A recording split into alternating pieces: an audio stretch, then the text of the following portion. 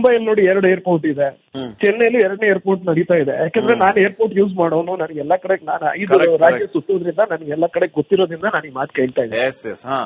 ಹಾಗಾಗಿ ನಮ್ ಬೆಂಗಳೂರು ಬೆಳೀತದೆ, ಬೆಳೆಯೋದಂತಲ್ಲ. ಈಗ ತುಮಕೂರು ಹತ್ರ ಒಂದು ಏರ್ಪೋರ್ಟ್ ಮಾಡ್ತೀವಿ ಅಂತಂದ್ರು, ನೆಲಮಂಗಲ ಹತ್ರ ಅಂತ. ಅದು ಕೂಡ ಒಳ್ಳೆ ಜಾಗನೇ. ಯಾಕಂದ್ರೆ ಈಗಿರೋ ಏರ್ಪೋರ್ಟ್ ಬಂದು 38 ಕಿಲೋಮೀಟರ್, ಹೋಗಿ ಬರೋದಕ್ಕೆ ಜನಕ್ಕೆ ತೊಂದರೆ ಆಗುತ್ತೆ. ಹಾಗಾಗಿ ನನ್ನ ಅಭಿಪ್ರಾಯ ಏನಂತಂದ್ರೆ, ಒಂದು ವೇಳೆ ಏರ್ಪೋರ್ಟ್ ಮಾಡಿದ್ರೆ ಒಂದು 25-20 ಕಿಲೋಮೀಟರ್ ಇದ್ರೆ ತುಂಬಾ ಅನುಕೂಲ. ಯಾಕೆಂತಂದ್ರೆ ಅದರಿಂದ ತುಂಬಾನೇ ವ್ಯಾಪಾರ ಅಭಿವೃದ್ಧಿ ಆಗುತ್ತೆ ಬೆಂಗಳೂರಿಗೆ, ಎಲ್ಲ ರೀತಿಯಿಂದನೂ ಅನುಕೂಲ ಆಗುತ್ತೆ. ನಾವು ಯಾವಾಗ್ಲೂ ಒಂದೇ ತರ ನೋಡಬಾರ್ದು, ಅಭಿವೃದ್ಧಿನೂ ನೋಡ್ಬೇಕು. ಹೀಗೆ ಹಾಗಾಗಿ ಜನಕ್ಕೆ ತಕ್ಷಣಕ್ಕೆ ಅವ್ರ ಪರಿಹಾರನೂ ಕೊಡ್ಬೇಕು.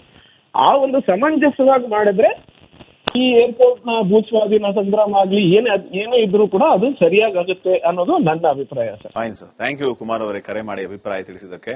ಮತ್ತೊಬ್ಬ ಕಾಲರ್ ರೆಡಿ ಇದ್ದಾರೆ, ಚಿತ್ರದುರ್ಗದಿಂದ ಶ್ರೀನಿವಾಸ್ ಅಂತ ಕರೆ ಮಾಡಿದ್ದಾರೆ. ಶ್ರೀನಿವಾಸ್ ಅವರು ನಮಸ್ಕಾರ. ನಮಸ್ಕಾರ ಸರ್. ಎಸ್ ಸರ್, ತಮ್ಮ ಅಭಿಪ್ರಾಯ ಏನ್ ಸರ್? ಈಗ ಸರ್ಕಾರ ಈ 2ನೇ ಏರ್ಪೋರ್ಟ್ ಮಾಡೋದಕ್ಕೆ ಹೊರಟಿರೋದು, ರೈತರು ವಿರೋಧ ಮಾಡ್ತಾ ಇದಾರೆ, ನಾವು ಭೂಮಿ ಕೊಡಲ್ಲ ಅಂತ ಹೇಳ್ತಿದ್ದಾರೆ ಕೆಲವರು. ಹೌದಾ? ಏನ್ ಅನ್ಸುತ್ತೆ ನಿಮ್ಗೆ? ಏನ್ ಮಾಡ್ಬೇಕು? ರಾಜಕಾರಣಿಗಳು ಎಲ್ಲಿ ಆಸ್ತಿ ಮಾಡ್ಕೊಂಡ್ರ ಅಲ್ಲಿ ಮಾಡ್ಬೇಕು. ಎಲ್ಲಿ ರಾಜಕಾರಣಿಗಳು ಸಾವಿರಾರು ಎಕರೆ ಮಾಡ್ಕೊಂಡಿರ್ತಾರಲ್ಲ, ಅದನ್ನ ಮಾಡ್ರಿ. ರೈತರ ಭೂಮಿ ಯಾಕೆ ಮಾಡ್ತಾರ ಅಲ್ವಾ? ನಮ್ಮ ಅಭಿಪ್ರಾಯ. ಓಕೆ, ಥ್ಯಾಂಕ್ ಯು ಶ್ರೀನಿವಾಸ್ ಅವರೇ ಕರೆ ಮಾಡಿ ಅಭಿಪ್ರಾಯ ತಿಳಿಸಿದಕ್ಕೆ. ಮತ್ತೊಬ್ಬ ಕಾಲರ್ ಇದ್ದಾರೆ, ರುದ್ರೇಶ್ ಅಂತ ಹೇಳಿ. ನಮಸ್ಕಾರ ರುದ್ರೇಶ್ ಅವರೇ. ನಮಸ್ಕಾರ. ಎಸ್ ಸರ್, ತಮ್ಮ ಅಭಿಪ್ರಾಯ ಏನ್ ಸರ್? ಸರ್, ಈಗ ಬೆಂಗಳೂರು ಆ ಕಡೆನೆ ಚೂಡಹಳ್ಳಿ ಸೋಮನಹಳ್ಳಿ ಹತ್ರ ಮಾಡ್ಬೇಕು ಅನ್ನೋಂತ ಅವಶ್ಯಕತೆ ಏನಿದೆ ಸರ್?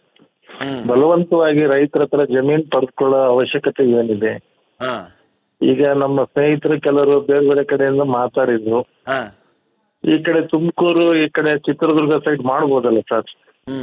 ಡ್ರೈ ಲ್ಯಾಂಡ್ ಇದೆ, ಬೆಳೆ ಬೆಳೆದೇ ಇರ್ತಕ್ಕಂಥ ಜಮೀನ್ ಇದೆ.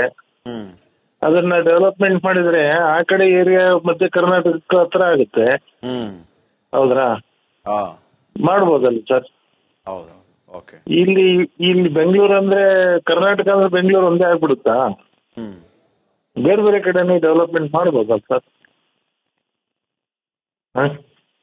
ಇಷ್ಟೊಂದು ಬಲವಂತವಾಗಿ ರೈತರಿಗೆ ತೊಂದರೆ ಕೊಟ್ಟು ಅವ್ರನ್ನ ಒಡೆದು ಬಡದು ಇಷ್ಟೊಂದು ಹಿಂಸೆ ಕೊಟ್ಟು ರೈತರಿಂದ ಜಮೀನ್ ಪಡ್ಕೊಳ್ಳುವಂತ ಅವಶ್ಯಕತೆ ಏನಿದೆ ಅಂತ. ಓಕೆ, ಥ್ಯಾಂಕ್ ಯು ರುದ್ರೇಶ್ ಅವರೇ ಕರೆ ಮಾಡಿದಕ್ಕೆ. ಮತ್ತೊಬ್ಬ ಕಾಲರ್ ರೆಡಿ ಇದ್ದಾರೆ, ಕೇರಳದಿಂದ ಕರೆ ಮಾಡಿದ್ದಾರೆ, ಜೋಸೆಫ್ ಅಂತ ಹೇಳಿ. ಸರ್ ನಮಸ್ಕಾರ. ನಮಸ್ಕಾರ ಸರ್. ನಮಸ್ಕಾರ ಸರ್, ಕೇರಳದಿಂದ ಕರೆ ಮಾಡಿದಿರಿ, ಖುಷಿ ಆಯ್ತು ನಮ್ಗೆ.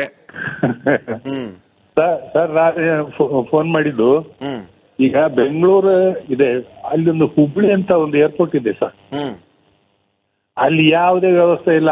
ಈ 2ನೇ ಏರ್ಪೋರ್ಟ್ ಇಲ್ಲಿ ಮಾಡೋದ್ರ ಬದಲು ಆ ಏರ್ಪೋರ್ಟ್ ಅನ್ನ ಡೆವಲಪ್ ಮಾಡಿದ್ರೆ ಎಷ್ಟು ಚೆನ್ನಾಗಿರುತ್ತೆ ಸರ್. ಆ ಹುಬ್ಳಿ ಅಂತ ಒಂದು ಸಿಟಿ ಇದೆ, ಅದು ಇಂಪ್ರೂವ್ ಆಗುತ್ತೆ. ಇಂಟರ್ನ್ಯಾಷನಲ್ ಅದು ಮಾಡ್ಬೋದಲ್ಲ? ಕರೆಕ್ಟ್. ಅವರು ಈಗ ಬೆಂಗಳೂರಿಗೆ ಆಲ್ಟರ್ನೇಟಿವ್ ಆಗಿ ಯೋಚನೆ ಮಾಡ್ತಿದ್ದಾರೆ ಜೋಸೆಫ್ ಅವರೇ. ಅಂದ್ರೆ ಇಲ್ಲಿ ಈಗಿರೋ ಏರ್ಪೋರ್ಟ್ ಅಲ್ಲಿ ಸಿಕ್ಕಾಪಟ್ಟೆ ಟ್ರಾಫಿಕ್ ಮತ್ತೊಂದು ಮಗದೊಂದು ತೊಂದರೆ ಆಗ್ತಾ ಇದೆ. ಸೊ ಆಲ್ಟರ್ನೇಟಿವ್ ಇನ್ನೊಂದು ಏರ್ಪೋರ್ಟ್ ಬರ್ಡನ್ ಕಡಿಮೆ ಆಗುತ್ತೆ. ಅಲ್ಲಿದ್ದು ಏರ್ಪೋರ್ಟ್ ಇದೆ ಅಲ್ಲ, ಅದು ಪೂರಾ ಏನು ಇಂಟರ್ನ್ಯಾಷನಲ್ ಇಲ್ಲ, ಈ ಲೋಕಲ್ ಫ್ಲೈಟ್ ಜಾಸ್ತಿ ಬರ್ಲಿಕ್ಕೆ ತಯಾರಿಲ್ಲ ಅಲ್ಲಿ. ಅದನ್ನೊಂದಿಟ್ಟು ಇಂಪ್ರೂವ್ ಮಾಡಿಬಿಟ್ರೆ ಚೆನ್ನಾಗಿರುತ್ತಲ್ಲ ಅಂತ. Okay okay okay, fine. ನಿಮ್ಮ ಅಭಿಪ್ರಾಯಕ್ಕಾಗಿ ಧನ್ಯವಾದ ಜೋಸೆಫ್ ಅವರೇ, ಕರೆ ಮಾಡ್ತಾ ಇರಿ, ಹಿಂಗೆ ನಿಮ್ಮ ಅಭಿಪ್ರಾಯ ತಿಳಿಸ್ತಾ ಇರಿ. Thank you. ಮತ್ತೊಬ್ಬ ಕಾಲರ್ ರೆಡಿ ಇದ್ದಾರೆ, ಯಾದಗಿರಿಯಿಂದ ಸಂಗಯ್ಯ ಅಂತ ಕರೆ ಮಾಡಿದ್ದಾರೆ. ನಮಸ್ಕಾರ ಸಂಗಯ್ಯ ಅವರೇ. ತಂಗಯ್ಯ ಅವರ? ಹೌದು ಸರ್, ತಂಗಯ್ಯ ಅವರು. ಹೌದು ಸರ್, ಯಾದಗಿರಿಯಿಂದ. ಹಾ, ನಮಸ್ಕಾರ ತಂಗಯ್ಯ ಅವರು, ಮಾತಾಡ್ರಿ.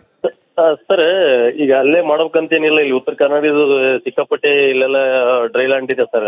ಉತ್ತರ ಕರ್ನಾಟಕದಲ್ಲಿ ಮಾಡಬಹುದು. ಇಲ್ಲಿ ಗೌರ್ಮೆಂಟ್ ವ್ಯಾಲ್ಯೂಯೇಷನ್ 4 ರಿಂದ 5 ಲಕ್ಷ ಇದೆ ಸರ್, ಗೌರ್ಮೆಂಟ್ ವ್ಯಾಲ್ಯೂಯೇಷನ್. ಹೌದ್ರಾ? ಒಂದು 30 ಲಕ್ಷಕ್ಕೆ ಒಂದು ಎಕರೆ ತಗೋಬೋದಾಗಿತ್ತಲ್ರಿ ಇಲ್ಲಿ ಉತ್ತರ ಕರ್ನಾಟಕದಲ್ಲಿ ಬಂದು? ಹೌದಲ್ರಿ? ಈಗ ಅಲ್ಲಿ 2.5 ಕೋಟಿ 3 ಕೋಟಿಗೆ ಒಂದು ಎಕರೆ ಐತೆ. ನಮ್ಮ ಹತ್ರ ಒಂದು 30 ಲಕ್ಷಕ್ಕೆ ತಗಕ್ರಿ, ಏನ್ ತಪ್ಪಂತೀರಿ ಸರ್ ಇದಕ್ಕೆ? ಅಲ್ಲ, ನಿಮ್ಮ ಅಭಿಪ್ರಾಯಕ್ಕೆ ನಾವು ಸ್ವಾಗತ. ಈಗ ನಿಮ್ಮ ಅಭಿಪ್ರಾಯಗಳನ್ನ ಹಂಚ್ಕೊಳ್ಳೋದಕ್ಕೆ ಈ ವೇದಿಕೆ ಇರೋದು. ಹೌದು ಸರ್. ಇಲ್ಲ, ನಾನೇನ್ ಅಂತೀನ್ರಿ, ಈಗ ಅವ್ರಿಗೆಲ್ಲ ಅಷ್ಟೆಲ್ಲ ಯಾಕ ಅಷ್ಟೊಂದು ತೊಂದರೆ ಕೊಡ್ಬೇಕಲ್ಲಿ ಅಂತ. ಹೌದಲ್ರಿ? ಇಲ್ಲಿ ನಮ್ಮ ಹತ್ರ ಉತ್ತರ ಕರ್ನಾಟಕದಲ್ಲಿ ಒಬ್ಬೊಬ್ರಿಗೆ 400, 300, 200 ಎಕರೆ ಜಮೀನಿದೆ ಸರ್ ಒಬ್ಬೊಬ್ರ ಹತ್ರ. ಮಾಡ್ಬೋದಾಗಿತ್ತಲ್ರಿ ಇಲ್ಲಾದ್ರೂ ಬಂದು ಸಿಕ್ಕಾಪಟ್ಟೆ ಇಲ್ಲಾದ್ರೂ ಗೌರ್ಮೆಂಟ್ ಲ್ಯಾಂಡ್ ಇದೆ ಇಲ್ಲಿ. ಇಷ್ಟೆಲ್ಲ ಬಿಟ್ಟು ಪಾಪ ಅವ್ರಿಗೆಲ್ಲ ಅಲ್ಲಿ ತೊಂದ್ರೆ ಕೊಡೋದಕ್ಕೆ ನಾವು ಅಂತ ಇಲ್ಲಿ ಉತ್ತರ ಕರ್ನಾಟಕದೆಲ್ಲ ಸಫರ್ ಆಗಿ ಹೋಗ್ಬಿಟ್ಟಿವಿ. ನೀವು ಏನಂತೀರಿ ಅಲ್ಲಿ 2-3 ಕೋಟಿ ಯಾಕೆ ಕೊಡ್ತೀರಿ, ನಮ್ ಕಡೆ ಬರೀ ಒಂದ್ 30 ಲಕ್ಷ ರೂಪಾಯಿ ಕೊಡ್ರಿ ಸಾಕು, ನಾವು ಭೂಮಿ ಕೊಡ್ತೀವಿ ಮತ್ತೆ ಉಪ್ಪಿಟ್ಟು ಚಾನು ಕೊಟ್ಟು ಕಳಿಸ್ತೀವಿ ಅಂತೀರಿ ನೀವು, ಹೌದಾ? ಹೌದು ಸರ್. ಈಗ ಇನ್ನೊಂದ್ ಏನಾಗಿತ್ರಿ, ಅವ್ರಿಗೆ ಯಾಕೆ ಅಷ್ಟೇ ತೊಂದ್ರೆ ಕೊಡ್ತೀರಿ? ನಮ್ಗ ಮಳಿ ಬಂದಿಲ್ಲ, ಕುಡಿಯಕ್ ನೀರಿಲ್ಲ, ಜಾನುವಾರುಗಳಿಗೆ ಏನಿಲ್ಲ. ನಾವ್ ಇಷ್ಟೆಲ್ಲ ಇಲ್ಲೆಲ್ಲ ಇದೆಲ್ಲ ಮಾಡೋದ್ ಬಿಟ್ಟು ಹೋಗಿ ಅಲ್ಲಿ ಏರ್ಪೋರ್ಟ್ ಮಾಡ್ತೀವಿ, ನಾವ್ ಅದು ಮಾಡ್ತೀವಿ, ಇದ್ದಿದ್ದೇ ಮಾಡೋದಾಗಲ್ಲ ಸರ್ ಈಗಿನ ಕಾಲಕ್ಕ. ಗುಲ್ಬರ್ಗ ಏರ್ಪೋರ್ಟ್ ಅಲ್ಲಿ ಕಸ ಬೆಳೆಯರ್ ಯಾರಿಲ್ಲ ಅಲ್ಲಿ, ಹೌದಲ್ರಿ? ಅಂತದ್ ಬಿಟ್ಟು ನಾನು ಅದು ಮಾಡ್ತೀನಿ ಇದು ಮಾಡ್ತೀನಿ ಅಂತಂದ್ರ ಉತ್ತರ ಕರ್ನಾಟಕ ಇಡೀ 7-8 ಜಿಲ್ಲೆಲ್ಲ ಬರಡಾಗಿ ಹೋಗೋದು ನೋಡಿದ್ರಲ್ಲ ಸರ್, ಎಲ್ಲ ಜನ ಇರ್ತಲ್ಲಿ ನೀವೆಲ್ಲ ಮಾಧ್ಯಮದಲ್ಲಿ ತೋರಿಸ್ತಿರ್ತೀರಿ. ಥ್ಯಾಂಕ್ ಯು ತಂಗಿ ಅವರೇ, ಕರೆ ಮಾಡಿ ಅಭಿಪ್ರಾಯ ತಿಳಿಸಿದಕ್ಕೆ. ಮೈಸೂರಿಂದ ಮತ್ತೊಬ್ಬ ಕಾಲರ್ ರೆಡಿ ಇದ್ದಾರೆ, ಕುಮಾರ್ ಅಂತ ಹೇಳಿ. ನಮಸ್ಕಾರ ಕುಮಾರ್ ಅವರೇ. ನಮಸ್ಕಾರ ಸರ್. ಅದು ನಮ್ಮ ಮೈಸೂರಿನಲ್ಲೇ ದೊಡ್ಡ ಅಂತಾರಾಷ್ಟ್ರೀಯ ಏರ್ಪೋರ್ಟ್ ಮಾಡಿದ್ರೆ ನಮ್ಮ ಮೈಸೂರಿನವ್ರಿಗೆಲ್ಲ ಬೇರೆ ಬೇರೆ ಕಡೆ ಭಾಗದವ್ರಿಗೆಲ್ಲ ಅನುಕೂಲ ಆಗುತ್ತೆ. ನಮ್ತ ಎಲ್ಲ IT-BT ಕಂಪ್ನಿಗಳಲ್ಲಿ ಬರೋದ್ರಿಂದ ನಮ್ಮ ಮೈಸೂರು ರಾಜಧಾನಿ, ಮೊದಲನೇ ರಾಜಧಾನಿ ನಮ್ಮ ಮೈಸೂರೇ. ಆದ್ರಿಂದ ನಮ್ಮ ಮೈಸೂರಲ್ಲಿ ಏರ್ಪೋರ್ಟ್ ಮಾಡಿದ್ರೆ ತುಂಬಾ ಚೆನ್ನಾಗಿರುತ್ತೆ, ಭೂಮಿನೂ ಕಡಿಮೆ ಸಿಗುತ್ತೆ, ಎಲ್ಲಾರ್ಗು ತರ ಎಲ್ಲಾ ಅನುಕೂಲ ಆಗುತ್ತೆ. ಚಾಮರಾಜನಗರ, ತಮಿಳುನಾಡು, ಕೇರಳ ಎಲ್ಲ ಅನುಕೂಲ ಆಗುತ್ತೆ ಸರ್ ನಮ್ಗೆ. ಥ್ಯಾಂಕ್ ಯು ಕುಮಾರ್ ಅವರೇ, ಕರೆ ಮಾಡಿ ನಿಮ್ಮ ಅಭಿಪ್ರಾಯ ತಿಳಿಸಿದಕ್ಕೆ. ಈಗ ಮತ್ತೊಬ್ಬ ಕಾಲರ್ ಹಿಡಿದ್ದಾರೆ, ಹೊಸದುರ್ಗದಿಂದ ಕರೆ ಮಾಡಿದ್ದಾರೆ, ಮನು ಕುಮಾರ್ ಅಂತ ಹೇಳಿ. ನಮಸ್ಕಾರ ಮನು ಕುಮಾರ್ ಅವರೇ. ಸರ್ ನಮಸ್ತೆ. ಎಸ್ ಸರ್, ತಮ್ಮ ಅಭಿಪ್ರಾಯ ಏನು? ಈಗ ಸೆಕೆಂಡ್ ಏರ್ಪೋರ್ಟ್, ಒಂದ್ ಕಡೆ ರೈತರು ಭೂಮಿ ಕೊಡಲ್ಲ ಅಂತಿದ್ದಾರೆ, ಸರ್ಕಾರ ಏರ್ಪೋರ್ಟ್ ಮಾಡೋದಕ್ಕೆ ಮುಂದಾಗ್ತಾ ಇದೆ, ಏನ್ ಅನ್ಸುತ್ತೆ ನಿಮ್ಗೆ? ಏನ್ ಮಾಡ್ಬೇಕು ಸರ್ಕಾರ? ಸರ್ ರೈತರು ಇದ್ರೆ ಸರ್ಕಾರನೂ ಇರುತ್ತೆ, ಎಲ್ಲದೂ ಇರುತ್ತೆ. ರೈತರು ಇಲ್ಲ ಅಂತಂದ್ರೆ ನೀವ್ ಏನ್ ಮಾಡಕ್ಕಾಗತ್ತೆ? ಏರ್ಪೋರ್ಟ್ ತಂದು ಏನ್ ಮಾಡಕ್ಕಾಗತ್ತ?